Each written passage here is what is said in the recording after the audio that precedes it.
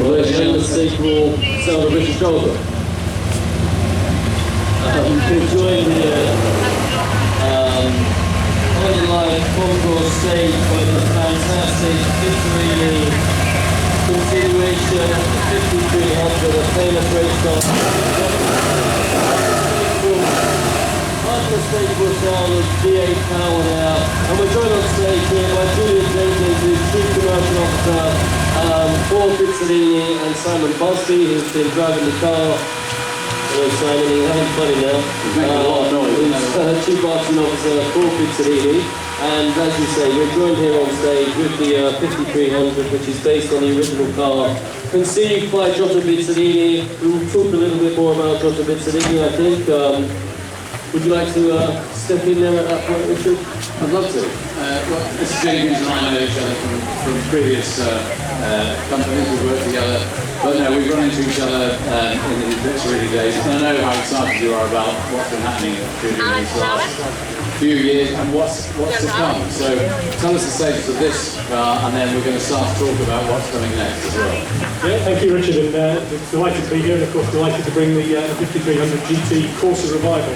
And this is a great platform for us to talk about Giotto Bizzarrini, who he was, of course, the genius that we know, was behind the Ferrari GTO, was headhunted from Alfa Romeo by Enzo Ferrari himself, looked after the Testarossa in the first instance, then the 250 series, and ultimately the GTO.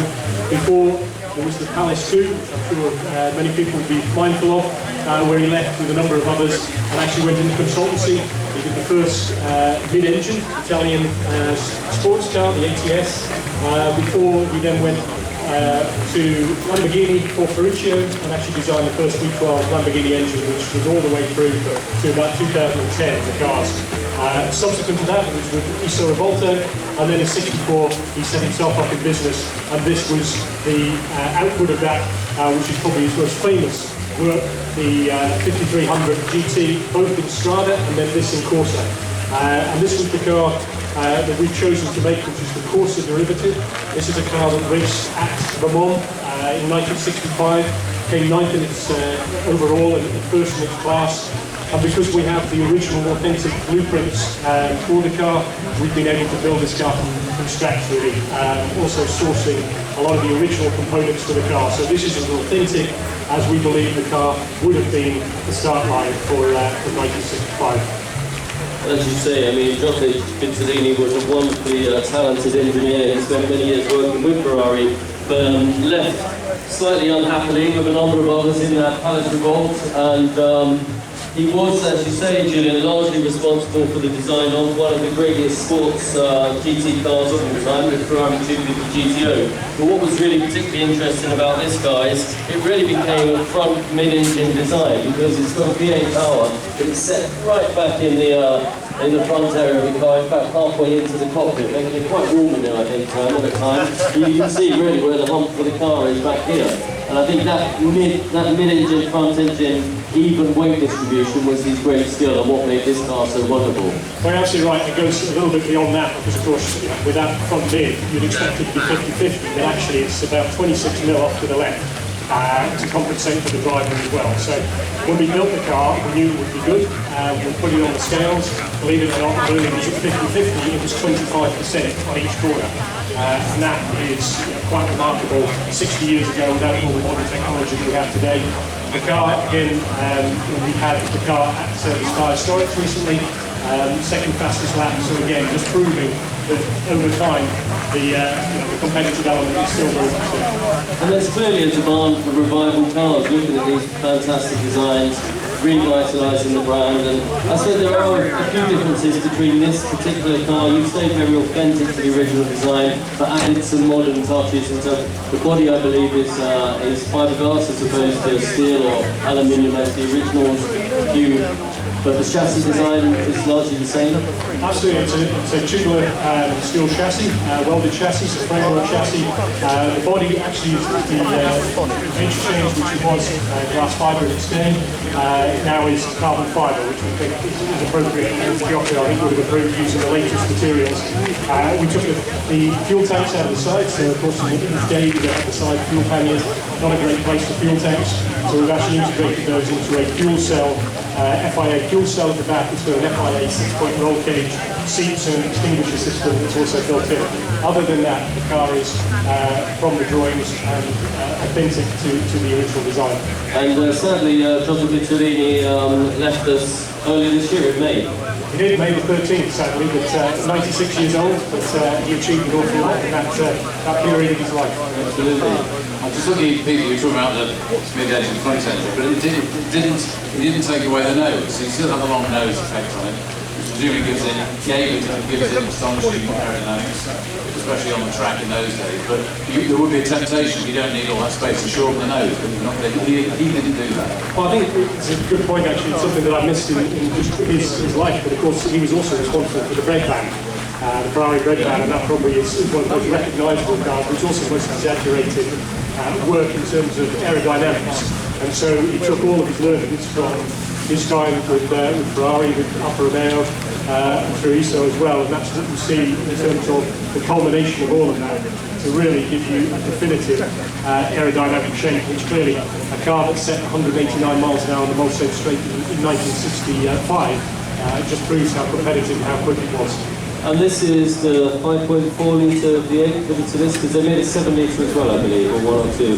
So there were a couple of 7 litres, Ford 7 litres that were put in, but actually the majority of the cars were 5.3, so the 5300, 327 small block Chevy, puts out about 400 brake horsepower, which actually, if you look at the car, the weight of the car is about 1200, 1250 kilograms. So power to weight is probably not dissimilar to something like a Porsche 911 GT3 that exists today. So very, very competitive. Let's talk about what's coming next, Julian. So you announced yesterday, I think, right?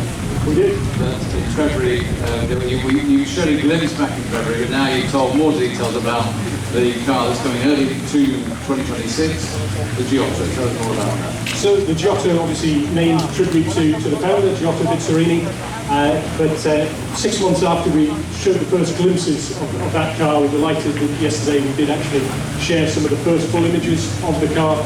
The car has been styled by Giugiaro. Both Giugiaro and Fabrizio have had an input to that, and it's a nice full circle. Giugiaro designed this car when he was 20 years old, so now at 85 with his son. That's a nice link as well.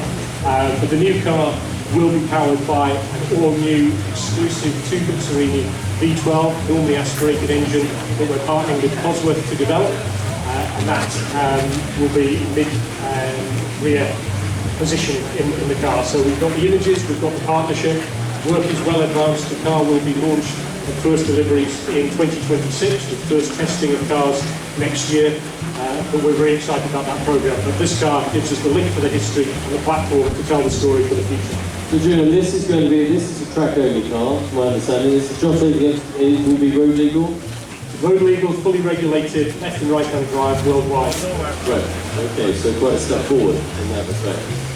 Very much so. Yeah. But I think this is when we talked to you before, we talked to Simon before as well, this was always obviously the plan, because this is the place to start, reimagining this iconic motor car, the close link to its creator, before you then went that next step to do something that would be more widely usable, if you like. Yeah, and I think, as I say, this gives us a great platform to tell that story. The new car, we've been very clear about what it is and what it should be, and that is a very engaging, emotive engaging, but very usable car as well, and that is where our focus is.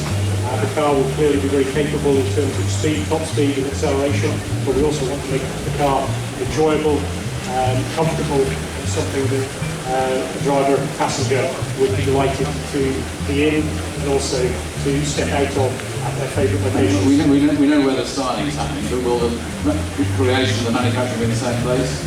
We haven't yet defined, but likely, certainly in terms of the engineering, that will be in the UK. You nearly answered that. Yeah, exactly. So that's going to be a rear mid V12 design, would you say? Yeah. Right. Okay. Well, I think this is It's astonishing. It's This has worked well. It's done the job you wanted it to do. When does this? How long does this continue for? So we're building just 24 of these cars. We're about halfway through the build at the moment. We're about halfway through the sales. Delivering 2 more cars this week to excited customers in Japan. So for us, this is a program which we will finalise through the course of this year, and then obviously that allows us to turn our production attention to the new car. And what about from an historical point of view, the archives for the existing cars? Is that something that's now owned by you? Do you have access to that? Because, Bizzarrini records typically were phone calls to Giotto Bizzarrini. They were notoriously quite challenging to unearth full histories on these cars. Are you now keepers of the guardians of the records? We are, surprisingly complete. So we have over 1,000 drawings and blueprints. Many of them actually have either got Giotto Bizzarrini's own design on them. So for example, the inlet manifold on this car, which is Giotto Bizzarrini's design, no longer available, so we have to recast that for this particular car. But we are very lucky in that regard that we've got those as a reference point to us. And also that we've got some of the other elements that we've got on our stand that you can see in terms of the truck with 1 or 2 other bits and pieces which is added nice elements of the overall flavour and positioning presence of the brand. Well, I think it's fun. Would you like one of these? Because you're a caterer, man. I could see you driving this around the road. It's a lot of fun to drive. I think it would be fabulous to drive, and I think it would be nice to experience that sort of dynamic of the front-rear engine combination. I didn't know about that, the weight distribution being moved to one side of the car. And are all of the cars that you're building are this going to be left-hand drive, or is it customer choice? No, all left-hand drive, and our belief is, looking through the records, I think there was perhaps only 1 course that was right-hand drive. So again, staying true to the authenticity. Well, I think we wish you all the best with it, really. I think you had a plan, you stuck to it, and it's working. So that's not bad, is it? We'd like to think so. Thank you. Where can we see renderings of the new car? Are they available now? They are available. We released those on a press release yesterday, and they are online. I'm sure we'll be making our way through the media over the course of the next few days. I look forward to seeing this. Well, maybe we can have seen preview here.